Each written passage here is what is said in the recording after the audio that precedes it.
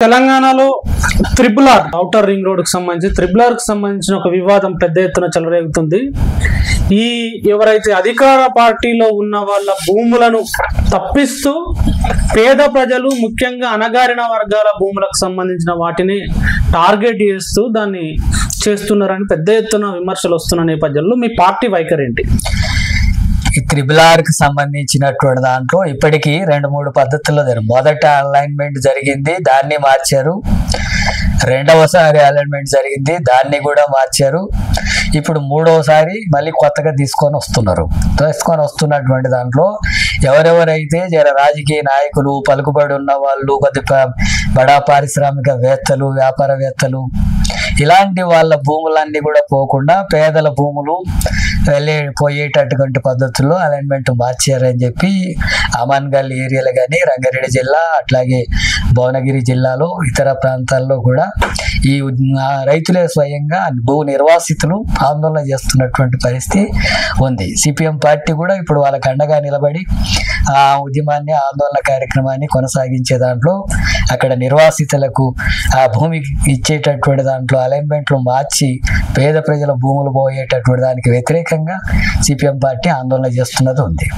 ఈ triple R పరిధిలో దాదాపు 8 జిల్లాల్లో 33 మండలాల్లో 163 గ్రామాల పరిధిలో 1000 ఎకరాల భూమి ఇప్పుడు ప్రభుత్వం తీసుకోవాలని చెప్పి చూస్తుంది. ఇప్పటికే ఆ రకమైనటువంటి ప్రయత్నాన్ని అంతా కూడా ప్రారంభించారు. ఇంతకుముందు చేసినటువంటి దానికి భిన్నంగా మళ్ళీ ఇప్పుడు కొత్తగా చేస్తున్నారు. అట్లాగే ఇప్పటికే ఫ్యూచర్ సిటీ పేరు మీద అక్కడ రంగారెడ్డి జిల్లా పరిధిలో పెద్ద ఎత్తున భూములంతా కూడా 1000 ఎకరాల భూములంతా కూడా తీసుకోవడం అనేటటువంటిది జరిగింది. ఇప్పుడు మళ్ళీ రైల్వే లైన్ వేస్తున్నాం అనేటటువంటి పేరుతో ఇక్కడ నుంచి ఈ త్రిపుల్ ఆర్ ను తీసుకున్న దానికంటే ఇంకా అదనంగా తీసుకోవాలని, అట్లాగే దీంతో పాటుగానే రైల్వే లైన్ కూడా తీసుకోవాలనేటటువంటి పద్ధతులు జరుగుతుంది. ఇవన్నీ కూడా ఈ భూములన్నీ కూడా తీసుకునేటటువంటి దాంట్లో ఇప్పటి వరకు రైతులకు నోటీసులు ఇవ్వడం కానీ, రైతుల అభిప్రాయాలు తీసుకోవడం కానీ, రైతులు వాళ్ళు ఏం కోరుతున్నారు ఏంటి అనేటటువంటి విషయాలు ఏవీ లేకుండానే బలవంతంగా ఈ భూములు ఆక్రమించుకునేటటువంటి ప్రయత్నాన్ని రాష్ట్ర ప్రభుత్వం చేస్తుంది. దాన్ని సిపిఎం పార్టీ తీవ్రంగా వ్యతిరేకిస్తుంది. అట్లాగే అలైన్మెంట్లు మార్చడం అనేటటువంటిది కూడా జరుగుతుంది. అది సరైనటువంటిది కాదు.